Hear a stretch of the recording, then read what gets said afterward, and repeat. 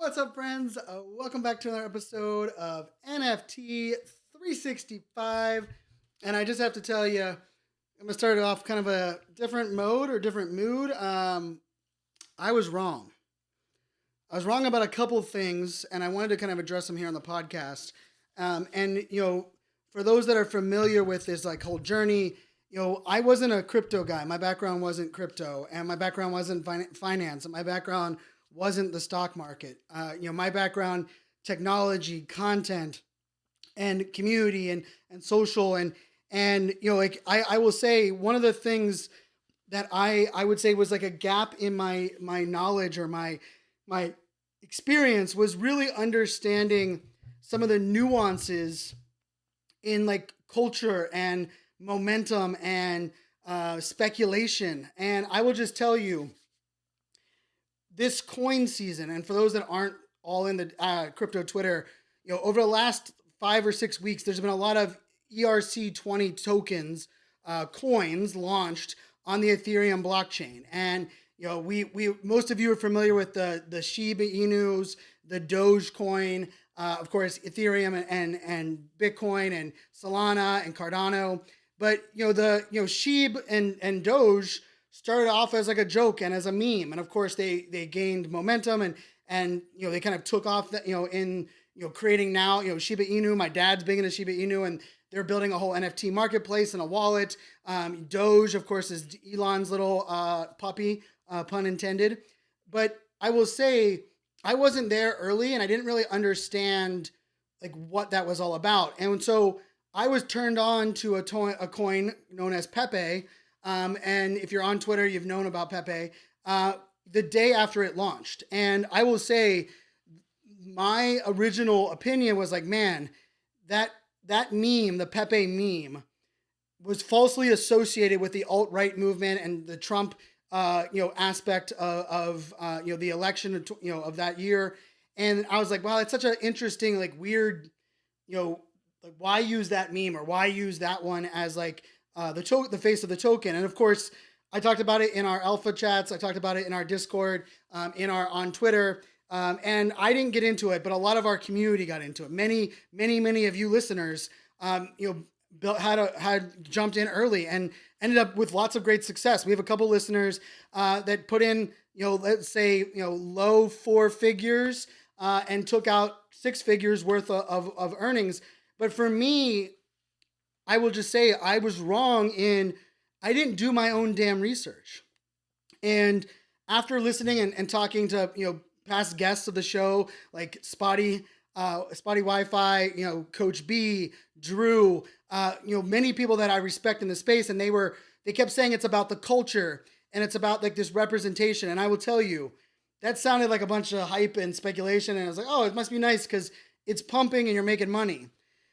But then I realized that I didn't understand enough about the Pepe meme. I didn't understand enough about why people associated that way. And maybe it's because I'm an older millennial, but I didn't I understand that memes are they run the internet in many ways, but I'm not a meme guy per se. But I decided to take my time, and I spent 3 days talking to a bunch of people in the Pepe community and understanding what they liked about it and what the coin meant. And a lot of them were talking about this idea of finding their people and representation, and it could embody everything that is the NFT community, and it bridges the NFT world with the crypto world.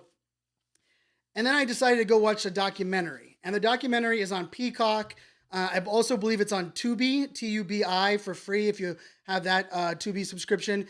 And I will just tell you, it's that documentary, and I want you to take this for what it's worth. I believe every single person in Web3, every single person in NFTs should watch this documentary.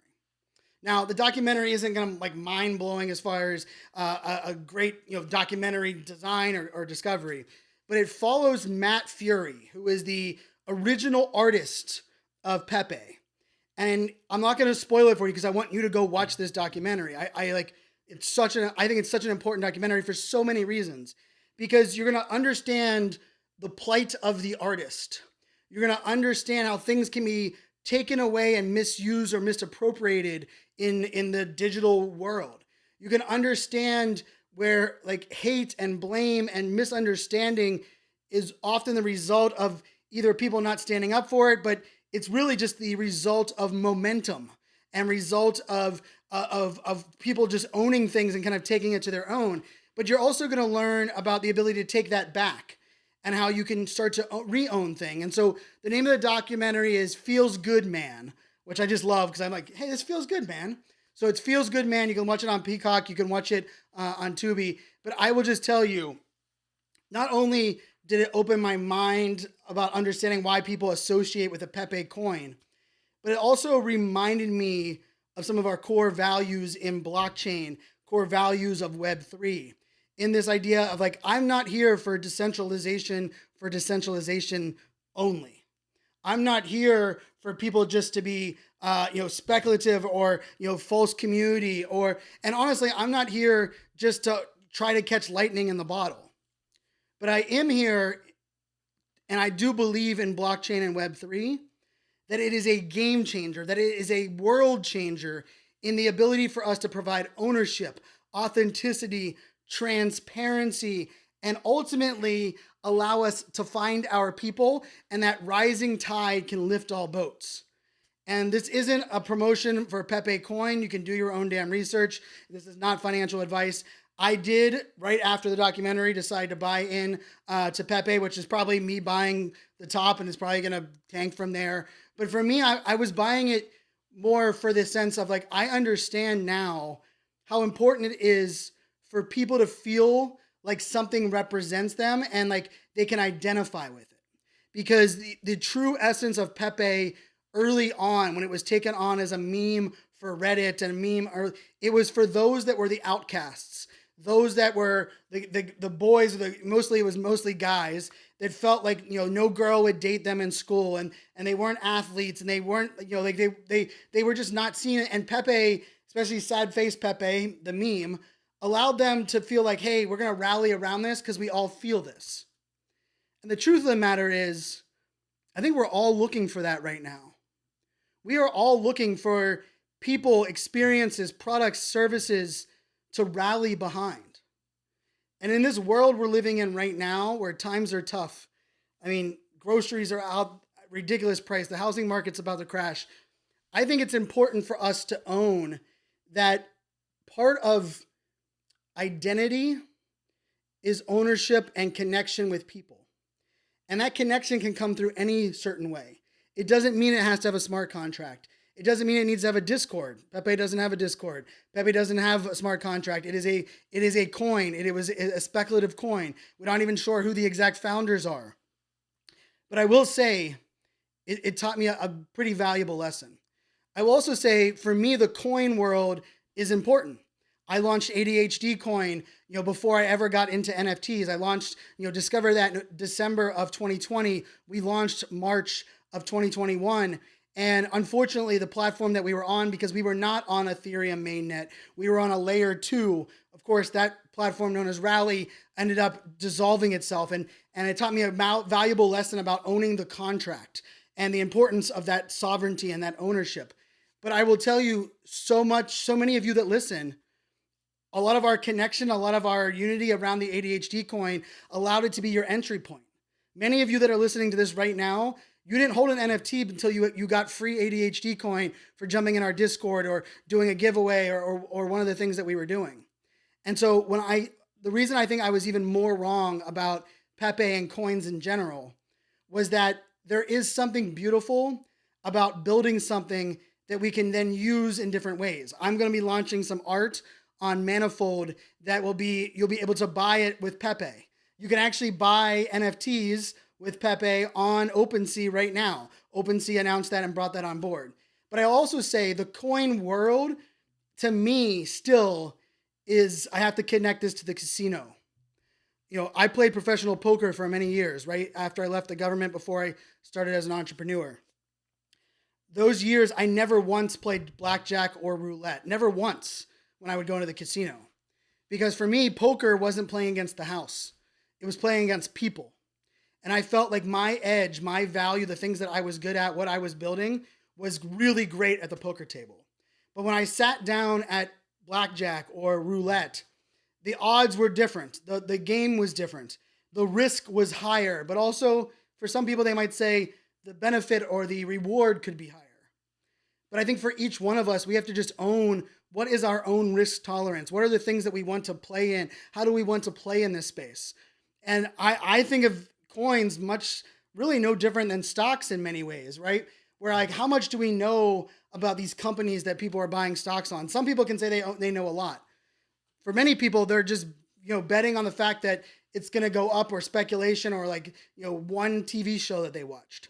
And so for me, like, roulette is, going into the casino, putting my chips on red and black, and then I'm like, oh, I'll pick a random number and hope it hits, right? I'm gonna get 31-1 odds on it hitting. And that's fine, but in roulette, in blackjack, you don't have this identity attached to it. You don't have this movement attached to it. You don't have this like rally cry belief and like joining people with people that share in, and it could be they share in a simple thing of being identified with a meme. And so for me, there's some coins. There's a coin right now, WEN token, and we're gonna bring them on the podcast hopefully very soon. And it's from the Winn mint team.